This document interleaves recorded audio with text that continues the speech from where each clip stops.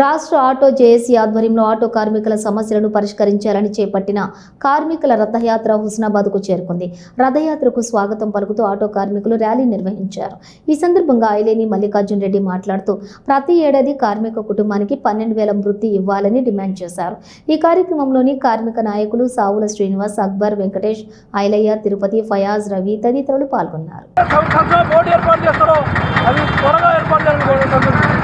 ఈ రాష్ట్ర ప్రభుత్వాన్ని డిమాండ్ చేస్తూ ఆటో జేఏసీ ఆధ్వర్యంలో వచ్చే ఈ నెల 27న హైదరాబాద్ నగరంలో పెద్ద ఎత్తున మహాసభ చెప్పడం జరుగుతుంది.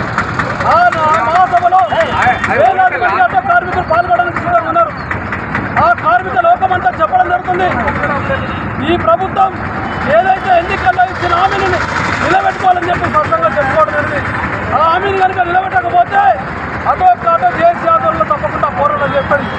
ఈ రాష్ట్రంలో దాదాపు 7.5 లక్షల మంది ఆటో కార్మికులు ఆటోలపై ఆధారపడి జీవించడం జరుగుతుంది.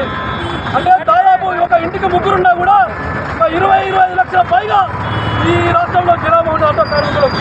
వాళ్ళకు చాలని జీతాలతో వాళ్ళు కష్టం చేస్తున్నారు. అదేవిధంగా ఆటో ఛార్జీలు కూడా ఇబ్బందికరంగా చెప్పడం జరుగుతుంది. ప్రభుత్వమై చిత్తశుద్ధిగా ఒకవేళ వ్యవహరించకపోతే రాష్ట్ర వ్యాప్తంగా కూడా వాళ్ళ ఉద్యమాల్లో మేము కూడా పాల్గొనని చెప్పేసి అంతా కూడా ఈ పాదయాత్ర ఈ రథయాత్ర చేస్తున్న ఆటో సోదరులందరికీ టీఆర్ఎస్ పార్టీ పక్షాన ఈ నియోజకవర్గం సచివ గారి పక్షాన తప్పకుండా వారు కూడా అభినందన చేస్తున్నారు.